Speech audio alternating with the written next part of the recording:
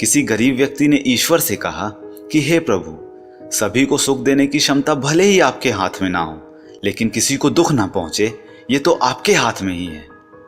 किसी के कहने से यदि अच्छा या बुरा होने लगे तो ये संसार या तो स्वर्ग बन जाए या पूरी तरह से नर्क। इसलिए ये ध्यान मत दीजिए कि कौन क्या कहता है, बस वो करिए जो अच्छा है और सच्चा है। वक्त के भी क्या अजीब किस्से हैं, किसी का कटता नहीं और किसी के पास होता नहीं। वक्त दिखाई तो नहीं देता, लेकिन दिखा बहुत कुछ जाता है। अपनापन तो हर कोई बताता है, परंतु अपना कौन है ये वक्त ही बताता है।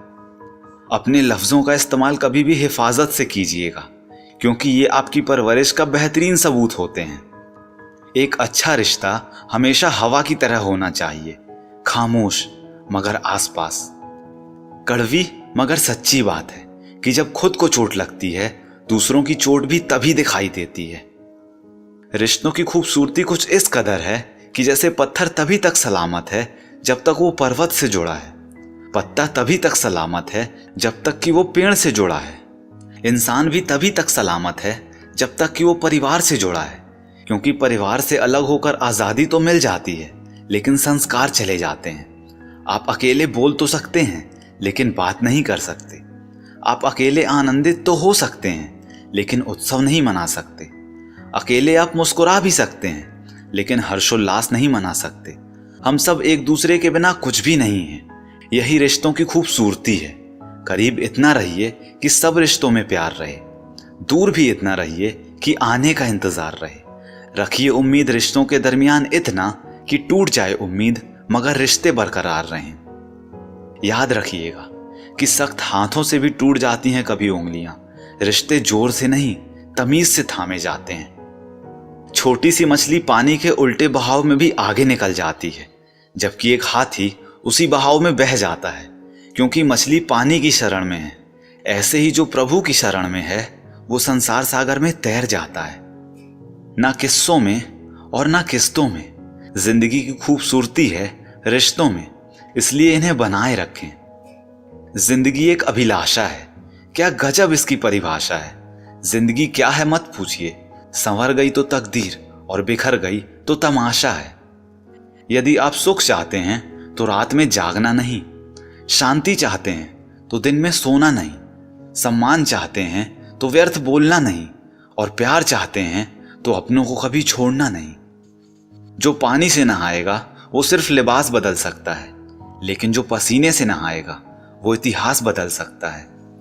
किसी व्यक्ति ने क्या खूबसूरत बात लिखी है कि क्रोध का मतलब है दूसरों की गलतियों की सजा स्वयं को देना। क्रोध हवा का वह झोंका है जो बुद्धि के दीपक को बुझा देता है। क्रोध समस्या का समाधान नहीं है, बल्कि क्रोध स्वयं एक बड़ी समस्या है। जो व्यक्ति अपने गुस्से को नियंत्रण में नहीं रख सकता है, वह व्यक्ति अकारण तनाव में घिरा रहता है। सुबह से शाम तक काम करके आदमी उतना नहीं थकता जितना कि क्रोध या चिंता से पल भर में थक जाता है। यदि आपको कोई क्रोध दिलाने में सफल हो जाए तो मान लीजिए कि आप उसके हाथ की कठपुतली हैं। आपकी मुस्कुराहट आपके चेहरे पर ईश्वर का हस्ताक्षर है। उसको क्रोध करके मिटाने की अथवा आंसुओं से धोने की कोशिश ना करें। क्रोध आने पर चिल्लाने के लिए ताकत तो नहीं लगती, लेकिन क्रोध आने पर शांत बैठने के लिए बहुत ताकत की जरूरत होती है। मूर्ख मनुष्य क्रोध को जोर जोर से प्रकट करता है, किंतु बुद्धिमान व्यक्ति उसे शांति से वश में करता है। अतः क्रोध को जीतने में मौन सबसे अधिक सहायक है।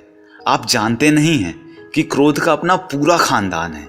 क्रोध की एक लाडली बहन है जिद, क्रोध की पत्नी है हिंसा, क्रोध का बड़ा भाई है अहंकार, क्रोध का बाप जिससे वह डरता है भय, क्रोध की बेटियां हैं निंदा और चुगली, क्रोध का बेटा है बैर।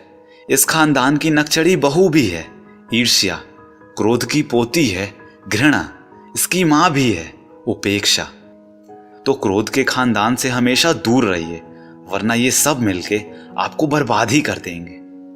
सबके दिलों का एहसास अलग होता है। इस दुनिया में सबका व्यवहार अलग होता है।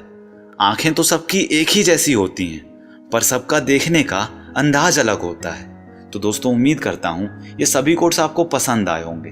अगर ऐसा है तो इस वीडियो को लाइक कीजिए, अपने दोस्तों के साथ और भाई बहनों के साथ इस वीडियो को शेयर कीजिए, क्योंकि अच्छा बांटेंगे तभी तो अच्छा काटेंगे। और एक बात हमेशा बोलते रहिए कि जो होगा जूम करके देखा जाएगा।